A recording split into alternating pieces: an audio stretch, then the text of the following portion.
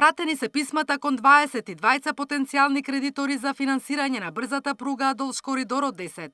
Државата ќе бара 1,9 милиарди евра за изградба на 200 километри двоколосечна пруга од Табановце до Гевгелија. Договор ќе се склучи со меѓународната институција или банка која ќе понуди најниска камата, а британската Експорт банка е гарант дека државата ќе го враќа заемот. Од финансии велат дека барање за интерес е пратено до финансиски институции од Европа, САД, Јапонија и Обединетото кралство, а одговор од нив се очекува до крајот на месецот. Премиерот е оптимист. Годинава очекува да се почне со градба. Ако се биде како што треба, оваа година очекувам почеток на изградбата на оваа пруга. Од Министерството за транспорт вела дека забрзано се работи на изработка на физибилити студија и врз основа на понудите кои ќе пристигнат од потенцијалните кредитори, ќе започне и подготовката на проектот. Владата ги анализирала цените од регионот и пресмета дека најниската цена за километар чини 8,8 милиони евра, додека највисоката 14,4 милиони.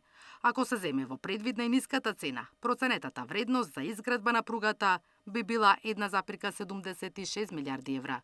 За изработка на проектна документација и основен проект уште 4% од вредноста, како и најмалку 10% за експроприација и непредвидени трошоци. Со тоа вкупната сума за изградба би изнесувала 2 милиарди евра, од кои 95% ќе се бараат од финансиски институции, додека 5% или 100 милиони евра ќе треба да се обезбедат од буџетот. Покрај пруга, премиерот најавува интензивна градежна офанзива и на автопатиштата во вториот и третиот квартал. Во моментов се градат 4 автопатски делници во должина од 150 километри, како и еден експресен пат. Инаку првите 4 месеци реализација на автопатите споредено со минатата година е 4 пати поголема. А очекувам да биде 8 пати поголема во вториот и во третиот квартал. Во фаза на предквалификација е Покојчани Кичево. И тука го задвиживме процесот.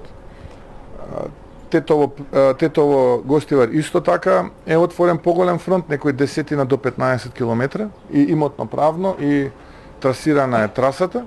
На 10 јули ќе биде пуштена делницата Врбјани Охрид со исклучок кај Ботун, каде треба да се санира свлечиштето, а во целост автопат од Кичево Охрид ќе биде пуштен во потреба крајот на 2026 или почетокот на 27-та. Интензивно се гради и на останатите делници. Наташа Мерсовска, Сител телевизија.